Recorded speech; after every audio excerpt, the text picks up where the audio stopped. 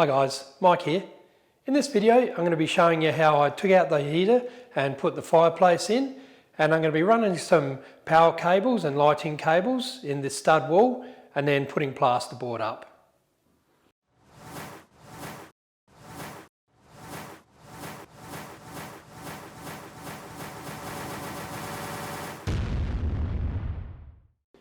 So before I get in and run the cables, I just want to show you my mock-up panel for the wainscoting. So what I've done is I've made it so that this beading all lines up. So it's going to go all the way around the room. There'll then be a capping on this as normal, and then I'll have my light switch sitting above, and either side here I'm going to be putting a power point in. And the power point, I think I'll just be mounting that in here. I could mount it here, but it's a bit too squished up with the skirting. So in the bedroom, I've sat the power point up at this height. So I think if I just move it up and have it sitting in there, that'll look quite good. So that's the plans for this room. I think it's going to look really awesome. This will all be painted the gloss white, same with the doors and all the architrave. And then we'll have the dark floor once again. The ceiling will have all the nice cornice and whatnot up there, and we'll have a really nice ceiling rose here. This one I will make sure that I do something different to the bedroom. So as far as the cornice goes, whatever I choose now for this room will go right through the house for all of the areas that visitors will see. Then the other bedrooms will be just basically a cornice of some sort, not quite as fancy maybe, but I want something really good in these sort of guest areas, I guess you could say. Yeah, I don't know what's available. The cornice place has recently changed hands and their range of cornices may have changed, so I've got to look into that. But yeah, this room with the dark floor, all the gloss white, and then that beautiful mantle in a dark timber, like not as dark as the floor, like in my bedroom, how I've got the blackwood timber. I want it a little bit darker than that, but I don't want to, it's got to be something that fits in and doesn't clash. Like when I started doing this wood graining, it just didn't work with these dark floors. So I'm glad I went for the gloss white in the end. But anyway, that's a bit of a rundown on what I'm thinking for this room. So I'll get my drill out, I'll drill all my holes that I need, and then I'll get up in the ceiling, drop the cables down to where they need to go, and then I can put the gyprock up. So you may remember that wall there that goes through to the lounge room is going to be pocket doors as well. So that's going to be exactly the same, not quite as wide because we've got a smaller gap there, but it's going to be the same design, same height and all that kind of stuff. So what I'll do is I'll put the gyprock, because I've got to put plasterboard on this wall anyway, because I'm doing that throughout the house. So what I'll do is I'll mark where the pocket doors are going to go. I'll plasterboard up to that line, and then when the time comes, I can just go zzz, zzz, zzz, cut that out, put the door in, and it'll all be a piece of cake. So the paneling will come round, same thing. It'll stop where the doors will be, and it'll be all set up so that that wall will be there. I might take the battens off and flush that so we can paint it and it doesn't look, you know, weird. Because this will be our lounge room until we then start the next room. So yeah, that's the full rundown now. So I'll get into doing some work.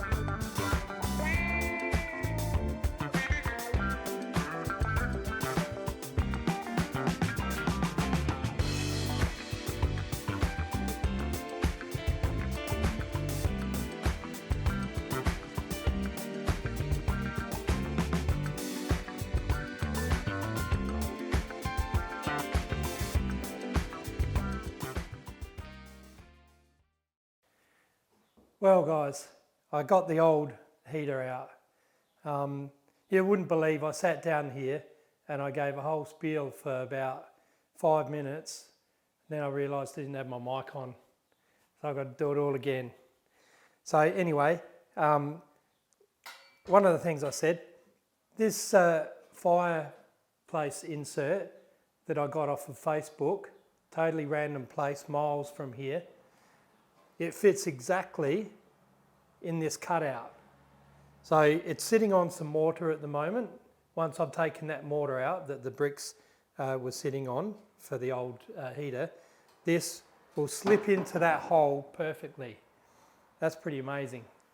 So, so we've got it in there and it looks great. It's changed the whole feel of this room, and I can't wait to build the mantle now and get all this all looking great. So another thing that I've found, my great-grandparents' tools. So these were in my great-grandma's bedroom. Grammy, we called her. It's in Grammy's bedroom, which is now my bedroom. And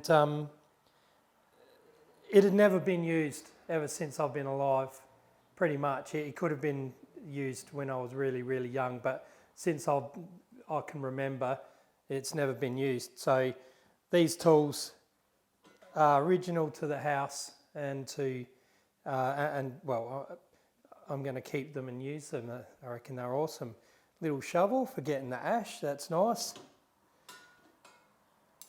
Little pair of tongs for pulling teeth or picking up logs, whatever you want to use it for. Pretty short though. It's a bit, you know, you're going to have to be careful not to burn yourself.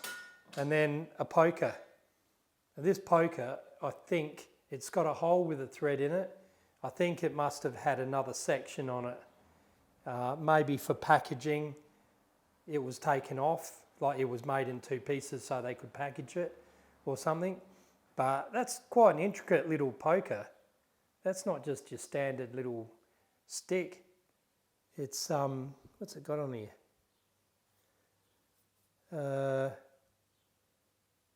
RD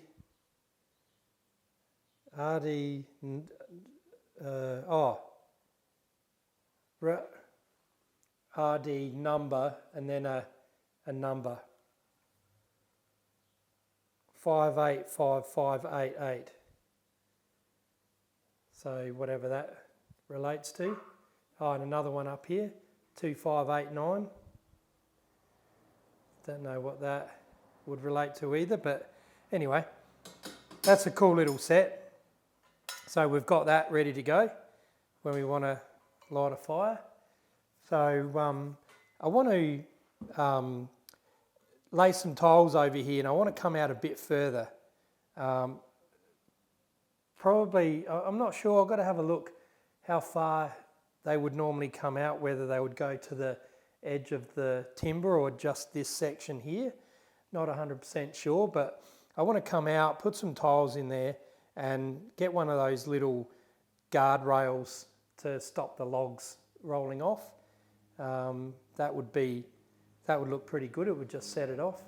So anyway, I'm really happy to get that in there. I think it's fascinating that it happened to be the exact size. Obviously these were just all made to the same size. They probably even came from the same factory, but still, you know, you would think that the way things are made these days, everyone would be different. But back then, it was all made to a standard size, which is pretty smart. So you can change them over if you ever need to. So that was pretty cool. And I can't wait to get in, build my mantle, my over mantle with my mirror. I'm pretty motivated now, so I'm going to get up in the ceiling, I'm going to run my cables, and then probably tomorrow I'll get all this gyprock and start flushing it so we can really move along with this room. And I've decided, I think I may have mentioned this in the last video, but I'm going to go with the wainscoting panelling around this room, and it will go through into the next room as well, which will be the parlour. So this will be the dining room, and the parlour in there will have the panelling as well. And I'm going to build some nice timber bookcases, real high. The idea is nice and high with one of those ladders on the wheels, because that would be super awesome. I don't have any books, but whatever, I'll put something in there. So this whole area is going to look really cool. So we'll have some nice bit of furniture. We have the solid timber, the stained timber here, and the white painted panelling, skirting, architraves, all that, and the dark timber floor. So it's going to look superb. So anyway, I'll get on with the work, and we'll see what else I can get done for this video.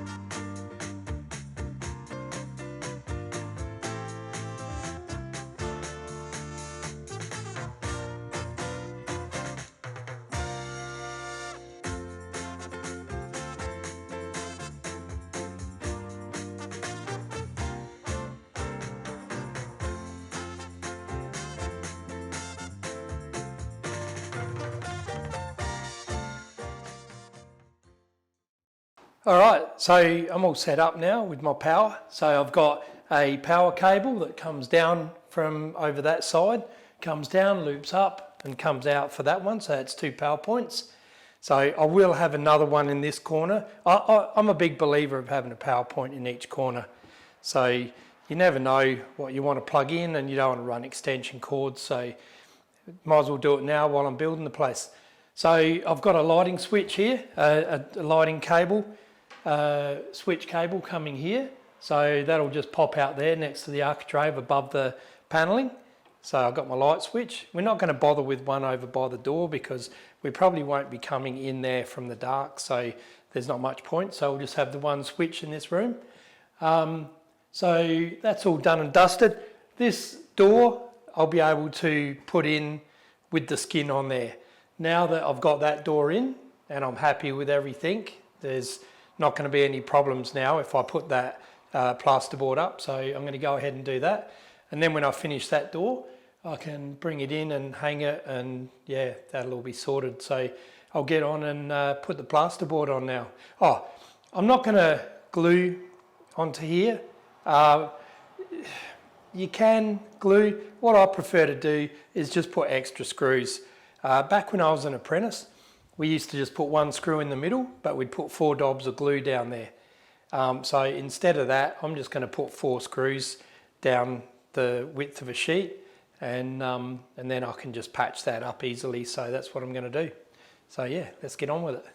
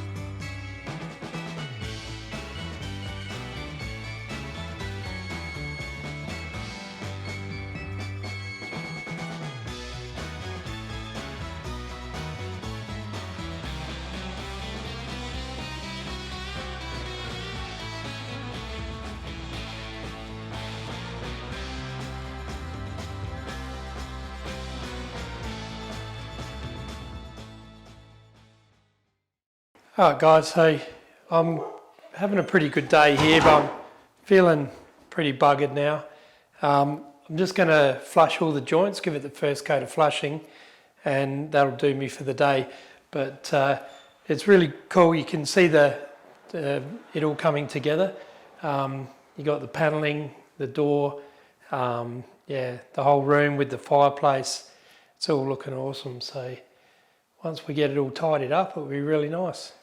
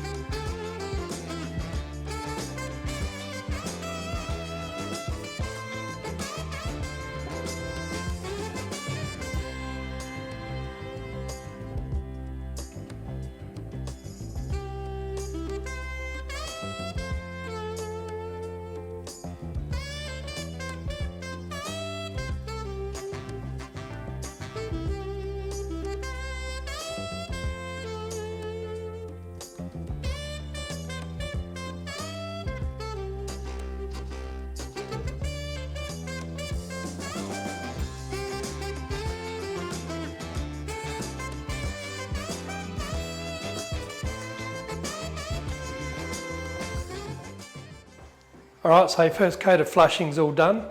There's not much else to say about this job so far, so I'll pretty much just sign off.